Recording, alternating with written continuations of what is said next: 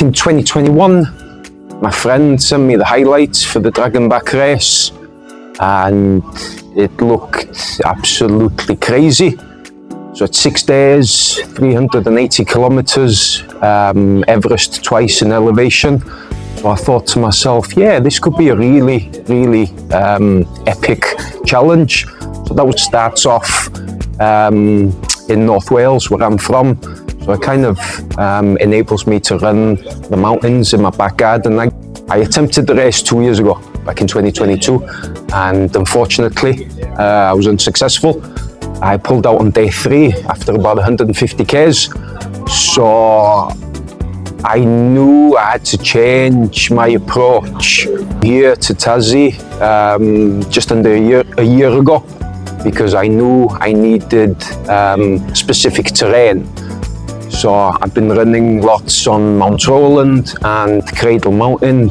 Mentally, to be honest with you, I just didn't think too much about the race. If you dwell on it too much, 6 days, lots of elevation, a bit daunting.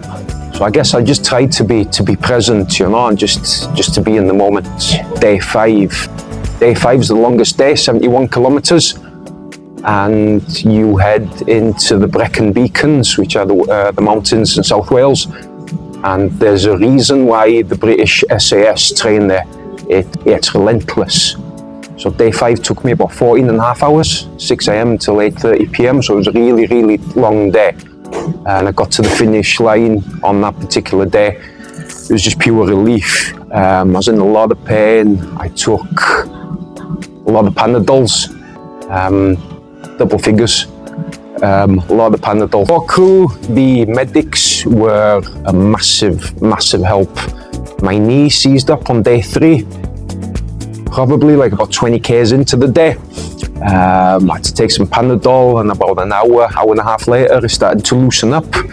Set at the time was just to be present, because if you're thinking, I'm not even halfway, I've got another 200 plus kilometers to go, you lose the psychological battle, you lose the mental game.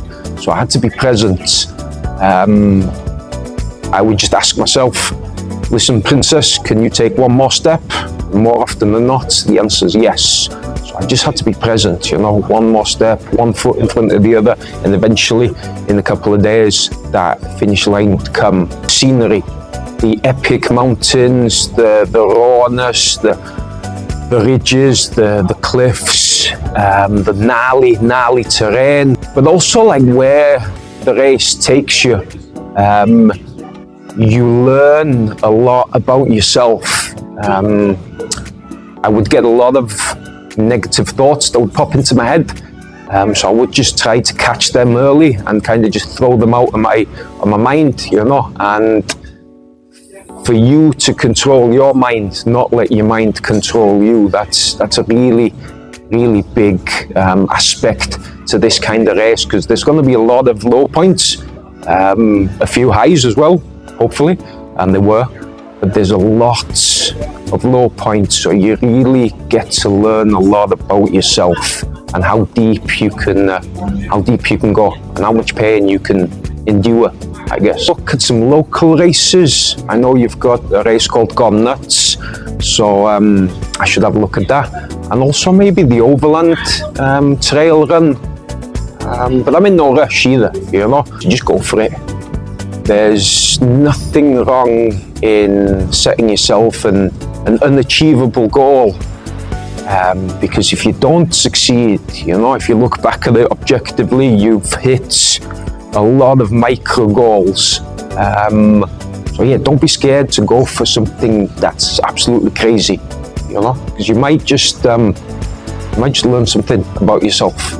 And over ultra running, this kind of event, you need to be strong. It's not your fitness that gets you over the line, it's your strength, okay? So yeah, thank you to the gym here for letting me come here and train, because I've made a lot of gains in the past 6 months since coming here.